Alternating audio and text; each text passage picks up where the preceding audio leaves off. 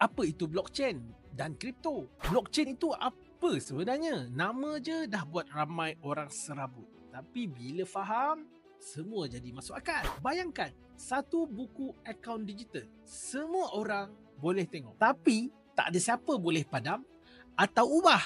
Setiap transaksi itu dicatat, disahkan oleh ribuan komputer seluruh dunia. Sekali masuk, dia kekal. Blockchain ini sistem.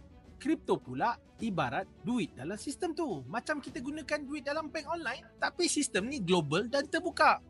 Ramai tak mula belajar sebab nama blockchain itu sendiri pun dah buat otak rasa berat. Padahal konsep dia boleh dihadam kalau dijelaskan dengan cara yang betul. Dalam kelas Crypto Starter, hujung bulan ni kita akan explain semua dengan gaya paling santai, step by step, slow and steady dari A sampai Z. Kalau anda zero, inilah tempat permulaan yang paling sesuai.